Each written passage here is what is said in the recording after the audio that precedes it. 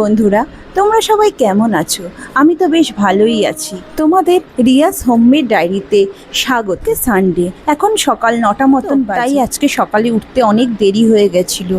তাই সকালে উঠে দেখি আমার আবার রাধুনি মেয়েটাও আসেনি। তো ব্রেকফাস্ট করার পর এক মামা শ্বশুর এসেছিলেন বাড়িতে, ওনার গাছের কিছু আম দেওয়ার জন্য।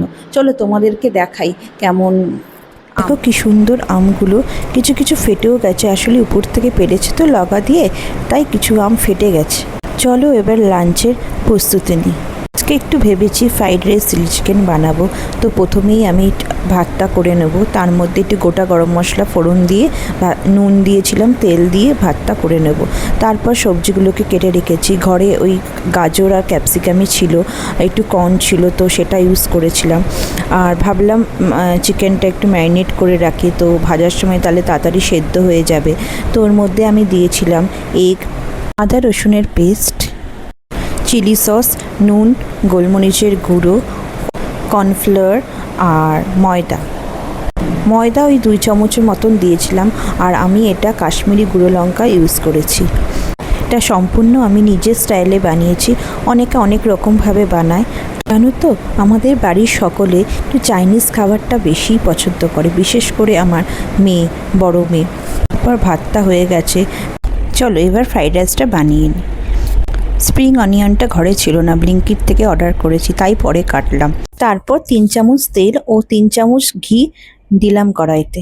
সাধারণত গরম মশলাই ফোড়নে দিই, কিন্তু ওই যখন ভাত করেছিলাম তখন ওর মধ্যে দিয়েছি বলে, আর এখন এটা গরম মশলা দিইনি, শুধু মানে রসুন দিয়েছিলাম একটা। দেখো হট করে বাটিতে স্লিপ করে গেল হাত থেকে। তারপর যাই হোক, সবজিগুলো দিয়ে দিলাম একে একে। তারপর সবজিগুলোকে ভালো করে ভেজে নিলাম। বাড়িতে একটু ফ্রোজেন কর্ন ছিল, সেটাও দিয়ে দিলাম। সবজিগুলো ততক্ষণ ভাজবে যতক্ষণ না পর্যন্ত সবজিগুলো সেদ্ধ হয়ে আসছে। একটু নুন দিয়ে ভালো করে নাড়াবো, যাতে সবজিগুলো ভালো করে সেদ্ধ হয়ে যায়। তারপর ওর মধ্যে অ্যাড করলাম গোলমরিচের গুঁড়ো ও একটু সামরিচ। তারপর একটু ফ্লেভারিংয়ের জন্য একটু সয়া সস ও ভিনিগার অ্যাড করলাম। জানো তো, এই ফ্রাইড রাইসটা আমি প্রথম বানিয়েছিলাম বিয়ের কিছুদিন পরে, তো সবাই খেয়ে ভালোই বলেছিল। তারপর থেকে এটা প্রায় সানডেতেই বানাই। তারপর আমার বড় মেয়ে যখন ঠিকঠাক খেতে শিখলো, তখনও এটা একদম ঝাল ছাড়া বানিয়েছিলাম, তো ওরও খুব ভালো লেগেছিল। তো তখন এত গোলমরিচ এই সমস্ত দিতাম না, ঝাল ছাড়াই বানাতাম। তো ও যখন প্রথম খেলো এটা, ওর খুব ভালো লেগেছিল, বলতো প্রায় সানডেই আমাকে এটা বানাতে। তারপর রাইসটা অ্যাড করলাম। দেখেছি সবাইকে ভেতরে গরম মশলাটা ফেলে অ্যাড করতে, বাট আমার যেন ভালো লাগে ওটা দিয়েই খেতে, একটা আলাদা রকম ফ্লেভার পাওয়া যায়। তারপর পুরো জিনিসটাকে ভালো করে নাড়িয়ে দিলাম। আমি কিন্তু কিছুটা রাইস দিয়েছি আর কিছুটা রাইস রয়েছে। তারপর বাদ বাকি রাইসটাও দিয়ে দিলাম। তারপর উপর থেকে একটু চিনি দিলাম ভালো একটা ফ্লেভারের জন্য। উপর থেকে একটু স্প্রিং অনিয়ন ছড়িয়ে দিলাম, ব্যাস রেডি। এবার চিলি চিকেনটা করি। প্রথমে চিকেন ম্যারিনেট করে রাখা চিকেনগুলো ভালো করে তেলে ভেজে নিচ্ছি। জানো তো, এই পকোড়াগুলো না করলে রেখে দিতে হয় কিছুটা তুলে আগে থেকে, কেন কি আমার বড় মেয়ে খেতে এত ভালোবাসে, ওকে তো আলাদা করে না দিলে ও তো রাগ করতে থাকে।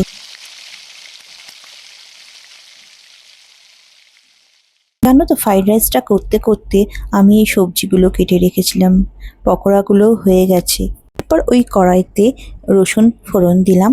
তারপর আগে থেকে রসুন আর আদার একটা পেস্ট করে রেখেছিলাম, সেইটা ওর মধ্যে দিয়ে দিলাম।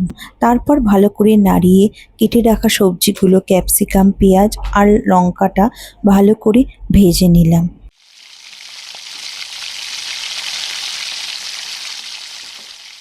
আমি কিন্তু এখন কোনো নুন অ্যাড করলাম না, কারণ নুন দিলে ওই সবজিগুলো একদম নেতিয়ে যায় বলে আমার ভালো লাগে না।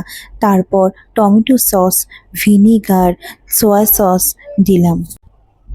তারপর আমি ওর মধ্যে রেড চিলি সস আর একটু সেজওয়ান সসও আমি দিই। তারপর ওর মধ্যে একটু চিনি, কাশ্মীরি গুঁড়ো লঙ্কা ও নুন অ্যাড করলাম। তারপর ভালো করে ওইগুলো নাড়িয়ে নিলাম। একদম ভালো করে নাড়িয়ে নিতে হবে যাতে সব কিছুর কাঁচা গন্ধটা একটা চলে যায়। তারপর আমি একটা বাড়িতে চিলি চিকেন সস বানাই, তো সেটা অ্যাড করলাম। তারপর আগে থেকে ভেজে রাখা পকোড়াগুলো দিয়ে ভালো করে নাড়িয়ে নিলাম।